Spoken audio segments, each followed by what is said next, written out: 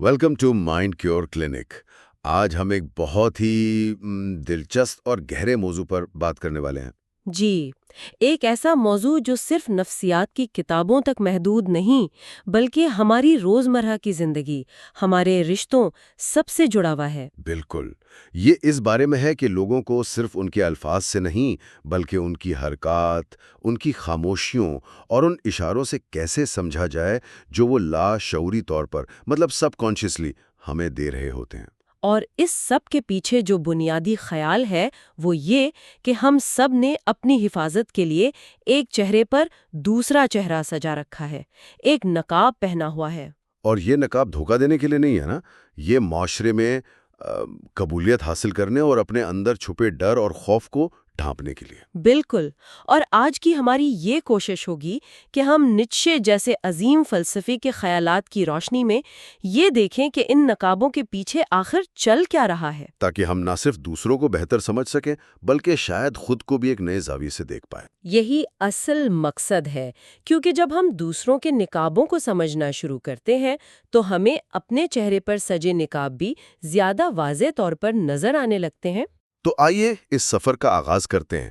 سب سے پہلی اور بنیادی بات جو سمجھنے کی ہے وہ یہ کہ لوگ یہ نقاب اس لیے نہیں پہنتے کہ وہ جھوٹے یا بناوٹی ہیں، بلکہ اس لیے کہ وہ خوفزدہ ہیں۔ جی، کبھی سوچا ہے کہ جو شخص سب سے زیادہ مہربان نظر آتا ہے، ہر ایک کی مدد کو تیار رہتا ہے، ہو سکتا ہے اس کے اندر مسترد کیے جانے کا شدید خوف ہو؟ یا وہ شخص جو ہر محفل میں سب سے مضبوط اور پر اعتماد نظر آتا ہے، شاید وہی اندر سے سب سے زیادہ ٹوٹا ہوا ہو۔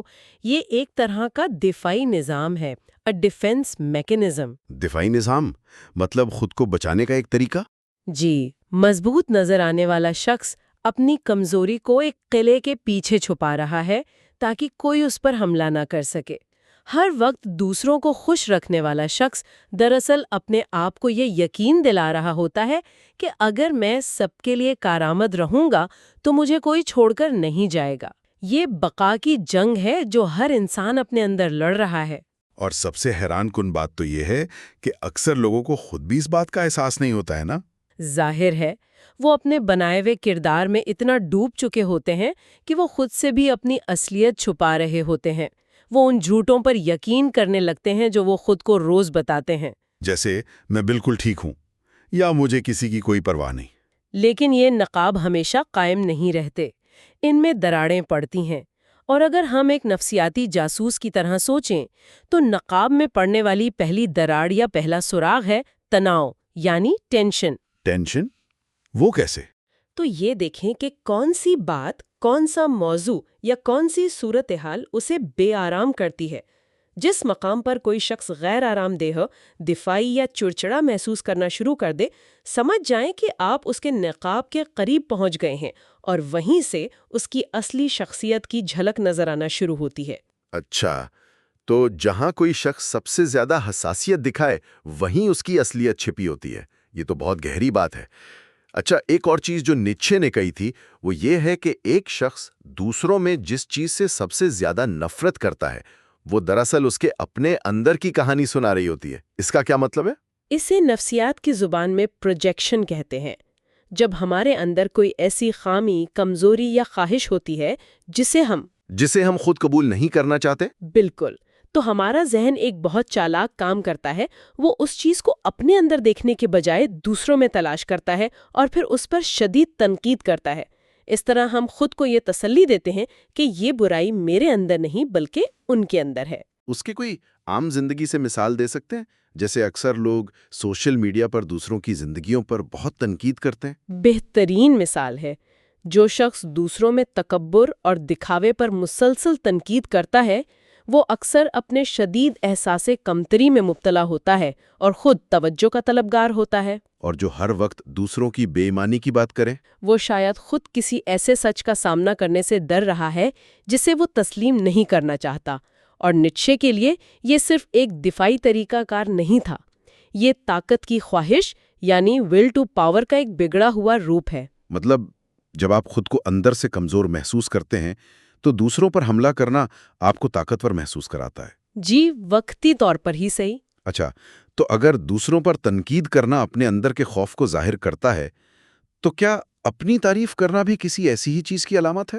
मतलब وہ لوگ جو ہر وقت اپنی کامیابیوں کی بات کرتے ہیں۔ جی ہاں، یہ اسی سکے کا دوسرا رخ ہے۔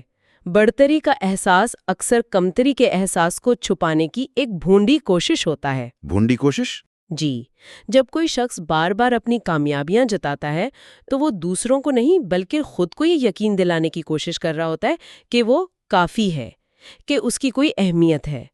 حقیقی اعتماد اور حقیقی خودی کو مقابلے کی ضرورت نہیں ہوتی، وہ خاموشی میں بھی پرسکون ہوتی ہے۔ تو اب جب ہم نے اس نقاب کو اور اس کے پیچھے چھپے خوف کو سمجھ لیا ہے تو آئیے ان سراغوں کو ڈھونڈتے ہیں جہاں سے یہ نقاب ٹوٹتا ہے اور سچائی باہر جھلکتی ہے۔ ساتویں سچائی یہ ہے کہ ہمارے زیادہ تر اعمال کی بنیاد لاشعوری خوف ہوتا ہے۔ یہی نچوڑ ہے۔ ہم سوچتے ہیں کہ لوگ اپنی خواہشات کی بنیاد پر فیصلے کرتے ہیں، لیکن سچ یہ ہے کہ وہ اپنے خوف کی بنیاد پر رد عمل دیتے ہیں۔ اس کو تھوڑا اور سمجھائیں۔ جیسے کوئی شخص ہر گفتگو پر کیوں حاوی ہونے کی کوشش کرتا ہے؟ شاید اسے نظر انداز ہونے کا خوف ہے۔ کوئی ہر چھوٹی بات کی لمبی لمبی وضاحت کیوں کرتا ہے؟ شاید اسے غلط سمجھے جانے کا خوف ہے۔ اور وہ شخص جو ہاں کہتا ہے جبکہ اس کا مطلب صاف طور پر نہیں ہوتا ہے؟ اسے شاید تعلقات خراب ہونے کا خوف ہے۔ تو کسی کو سمجھنے کی کلید یہ نہیں کہ یہ پوچھا جائے وہ کیا چاہتے ہیں، بلکہ یہ پوچھا جائے کہ انہیں کیا کھونے کا ڈر ہے۔ انہیں کیا کھونے کا ڈر ہے؟ واہ، اصل سچائی اسی خوف میں پوشیدہ ہے۔ اور خوف کی ایک اور بڑی نشانی ہے مبالغہ آرائی، مطلب ایگزیجریشن۔ یہ ایک بہت لطیف لیکن طاقتور اشارہ ہے۔ جب کوئی شخص بار بار کہتا ہے کہ مجھے کوئی پرواہ نہیں کہ لوگ کیا سوچتے ہیں، تو اس کا مطلب ہے کہ اسے بہت گہری پرواہ ہے۔ اور جو کہتا ہے میں ہمیشہ خوش رہتا ہوں، وہ شاید اپنی ناخوشی اور اداسی کو دنیا سے چھپا رہا ہے۔ مبالغہ آرائی دراصل شک اور عدم تحفظ کی اس اندرونی آواز کو دبانے کی ایک کوشش ہے۔ وہ دوسروں سے پہلے خود کو اس بات پر قائل کرنے کی کوشش کر رہا ہوتا ہے۔ یہ سن کر مجھے اپنے ایک پرانے دوست کی یاد آ گئی، اور اس کا گہرا تعلق کارکردگی یعنی پرفارمنس سے ہے۔ آج کل خاص طور پر سوشل میڈیا کے دور میں ہر کوئی ایک پرفارمر بنا ہوا ہے۔ جی، اور ایک سچائی یہ بھی ہے کہ جتنی بلند اور شاندار کارکردگی ہوگی، اندر اتنا ہی کھوکھلا پن ہوگا۔ یہ تو آج کے دور کی سب سے بڑی حقیقت لگتی ہے۔ وہ نہ ختم ہونے والی مجھے دیکھو والی توانائی، ہر وقت بہترین تصاویر، مسلسل اپ ڈیٹس۔ یہ طاقت نہیں بلکہ مایوسی کی علامت ہو سکتی ہے۔ اس کے پیچھے کی نفسیات یہ ہے کہ جب کسی شخص کو یہ یقین نہ ہو کہ اسے بغیر کچھ کیے صرف اس کی ذات کی وجہ سے دیکھا یا پیار کیا جائے گا، تو وہ توجہ حاصل کرنے کے لیے شور، ڈرامہ اور رنگ پیدا کرتا ہے۔ وہ ہر قیمت پر نظر انداز ہونے سے بچنا چاہتا ہے۔ لیکن کیا یہ ہمیشہ سچ ہوتا ہے؟ کچھ لوگ واقعی اپنی کامیابیوں پر فخر محسوس کرتے ہیں اور اسے دوسروں کے ساتھ بانٹنا چاہتے ہیں۔ ہم فرق کیسے کر سکتے ہیں؟ بہت اچھا سوال ہے۔ فرق ضرورت میں ہے۔ حقیقی خوشی بانٹنے میں سکون محسوس کرتی ہے، اسے دوسروں کی تصدیق مطلب ویلیڈیشن کی بھوک نہیں ہوتی۔ اچھا۔ جبکہ کھوکھلاپن دکھاوے کے بعد بے چینی سے لائکس، کامنٹس اور تعریف کا انتظار کرتا ہے۔ اس کی خوشی اندرونی نہیں، بیرونی منظوری پر منحصر ہوتی ہے۔ جو شخص واقعی خود کو جانتا ہے، اسے دوسروں کی توجہ کی ضرورت نہیں ہوتی، کیونکہ وہ پہلے ہی اپنی نظر میں مکمل ہوتا ہے۔ یہ سمجھنے کے بعد اب ہم ان تمام رویوں کی جڑ تک پہنچتے ہیں۔ یہ سارے خوف، یہ سارے نقاب، یہ پرفارمنس آخر آتے کہاں سے ہیں؟ اور یہ ہمیں ایک بہت ہی گہرے نقطے کی طرف لاتا ہے۔ لوگ منطق سے نہیں بلکہ اپنے درد سے بات کرتے ہیں۔ اپنے درد سے؟ بالکل۔ ہم سمجھتے ہیں کہ لوگ عقلی بنیادوں پر بحث کرتے ہیں، لیکن نیچے کا ماننا تھا کہ ہر منطقی دلیل کے نیچے ایک جذباتی زخم چھپا ہوتا ہے۔ جیسے ایک شخص کہہ سکتا ہے میں محبت پر یقین نہیں رکھتا، یہ صرف ایک فریب ہے۔ تو وہ ایک فلسفہ بیان نہیں کر رہا، نہیں، وہ ایک پرانے درد، ایک پرانی چوٹ، شاید کسی دھوکے سے خود کو بچا رہا ہے۔ لوگ اپنے نظریات ان چیزوں کی بنیاد پر بناتے ہیں جنہوں نے انہیں ماضی میں تکلیف دی، اور پھر وہ اپنی باقی زندگی ان نظریات کو منطق سے درست ثابت کرنے میں گزار دیتے ہیں۔ تو جب کبھی کسی سے ایسی بحث ہو جہاں کوئی دلیل کام ہی نہ کر رہی ہو، تو ہو سکتا ہے کہ وہ شخص ہم سے نہیں بلکہ اپنے کسی پرانے زخم سے بات کر رہا ہو۔ یہی بات ہے، یہ زاویہ نظر سب کچھ بدل دیتا ہے۔ اس سے آپ رد عمل دینا چھوڑ کر اسے سمجھنا شروع کر دیتے ہیں۔ اب یہ نہیں پوچھتے کہ وہ کیا مانتے ہیں، بلکہ یہ پوچھتے ہیں کہ انہیں کس چیز نے توڑا تھا۔ اور یہ سب کہاں سے آتا ہے؟ ظاہر ہے ہمارے بچپن سے۔ جی، اس کی جڑیں ہمارے بچپن میں ہوتی ہیں۔ یہ ایک اور اہم سچائی ہے کہ لوگ بڑے ہو کر اپنے نئے عقائد پر نہیں بلکہ اپنے بچپن میں سیکھے ہوئے کرداروں پر عمل کرتے ہیں۔ وہ بار بار وہی کہانیاں دہراتے ہیں۔ بچپن کے کرداروں سے کیا مراد ہے؟ اس کو تھوڑا اور واضح کریں گی؟ اسے ایک کمپیوٹر کی مثال سے سمجھتے ہیں۔ ہمارا بچپن ہمارے دماغ میں ایک آپریٹنگ سسٹم انسٹال کر دیتا ہے۔ یہ ہمیں سکھاتا ہے کہ محبت کیسے حاصل کرنی ہے، خطرے سے کیسے بچنا ہے اور دنیا میں اپنی جگہ کیسے بنانی ہے۔ ہم بڑے ہو کر نئے ایپس یعنی نئے عقائد، نئی تعلیم تو حاصل کر لیتے ہیں، لیکن وہ سب چلتے اسی پرانے بنیادی آپریٹنگ سسٹم پر ہیں۔ اس کی کوئی مثال؟ جس بچے کو بچپن میں کبھی سنا نہیں گیا، وہ ایک ایسا بالغ بن جاتا ہے جو یا تو کبھی کسی کی نہیں سنتا یا پھر ہر وقت اپنی بات منوانے کے لیے چیختا ہے۔ اور جس بچے کو محبت حاصل کرنے کے لیے ہر وقت دوسروں کو خوش کرنا پڑا، وہ ایک ایسا بالغ بن جاتا ہے جو زہریلے رشتوں میں بھی اپنی ذات کو مٹا کر دوسروں کو خوش کرنے کی کوشش کرتا رہتا ہے۔ وہ سوچتا ہے کہ وہ اپنے عقائد کی بنیاد پر عمل کر رہا ہے، لیکن حقیقت میں وہ صرف اپنے ماضی کو دہرا رہا ہوتا ہے۔ تو اگر آپ کسی کو پڑھنا چاہتے ہیں تو یہ نہ دیکھیں کہ وہ آج کون ہے، بلکہ یہ جاننے کی کوشش کریں کہ اسے ماضی میں کون بننے پر مجبور کیا گیا تھا۔ اور یہ ہمیں آخری اور شاید سب سے اہم نقطے کی طرف لاتا ہے کہ لوگوں کے رویوں کے پیٹرن یعنی ان کا تسلسل دراصل ان کا اعتراف ہوتا ہے۔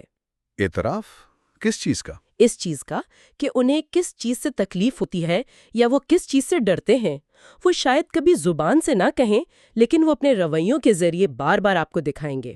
جیسے وہ شخص جو جیسے ہی رشتہ گہرا ہونے لگتا ہے اچانک غائب ہو جاتا ہے۔ بالکل۔ یا وہ شخص جو سکون سے بچنے کے لیے خود کو ہر وقت کام میں غرق کر لیتا ہے۔ یا وہ شخص جو سب کے ساتھ ہنستا بولتا ہے لیکن کسی ایک کے ساتھ گہرا جذباتی تعلق نہیں بنا پاتا۔ یہ سب بے ترتیب رویے نہیں ہیں، یہ ایک پیٹرن ہے۔ تو یہ پیٹرن کیا کہہ رہے ہیں ہمیں؟ یہ ہمیں کیا بتانے کی کوشش کر رہے ہیں؟ یہ پیٹرن چیخ چیخ کر کہہ رہے ہیں، میں اس طرح اپنی حفاظت کرتا ہوں۔ وہ کہہ رہے ہیں، یہاں اس مقام پر مجھے ماضی میں چوٹ لگی تھی۔ وہ کہہ رہے ہیں، میں اس تکلیف کو دوبارہ محسوس کرنے سے ڈرتا ہوں۔ تو جب ہم لوگوں کے الفاظ کے بجائے ان کے رویوں کے ان پیٹرنز کو سننا اور سمجھنا سیکھ جاتے ہیں تو آپ فیصلہ کرنا چھوڑ دیتے ہیں اور سمجھنا شروع کر دیتے ہیں۔ آپ چیزوں کو ذاتی طور پر لینا چھوڑ دیتے ہیں۔ آپ کو احساس ہوتا ہے کہ ان کا رویہ آپ کے بارے میں نہیں بلکہ ان کے اپنے اندرونی زخموں اور خوف کے بارے میں ہے۔ تو ان تمام سچائیوں کا خلاصہ یہ ہے کہ ان کا مقصد کسی پر قابو پانا یا اسے کمتر ثابت کرنا ہرگز نہیں ہے۔ اس کا اصل مقصد ہمدردی اور فہم پیدا کرنا ہے۔ جی، یہ سمجھنا کہ ہر تنقید کرنے والے کے پیچھے ایک ڈرا ہوا بچہ چھپا ہے، ہر دھونس جمانے والے کے پیچھے ایک گہرا خوف موجود ہے، یہ نقاب کے پیچھے چھپے انسان کو دیکھنے کی کوشش ہے۔ بالکل۔ اور یہاں یہ یاد رکھنا بہت ضروری ہے کہ دوسروں کو سمجھنے کا یہ سارا سفر دراصل خود کو سمجھنے کا سفر ہے۔ دوسروں میں نظر آنے والا ہر پیٹرن، ہر خوف، ہر نقاب ہمارے اپنے اندر موجود کسی نہ کسی چیز کا آئینہ دار ہو سکتا ہے۔ مطلب جب ہم دوسروں کو زیادہ واضح طور پر دیکھنے کی صلاحیت حاصل کرتے ہیں تو دراصل یہ صلاحیت ہمیں خود کو زیادہ واضح طور پر دیکھنے میں مدد دیتی ہے۔ بالکل، دوسروں کو سمجھنے کی کوشش میں ہم اکثر خود کو دریافت کر لیتے ہیں۔ اپنا خیال رکھیے گا۔ اللہ حافظ۔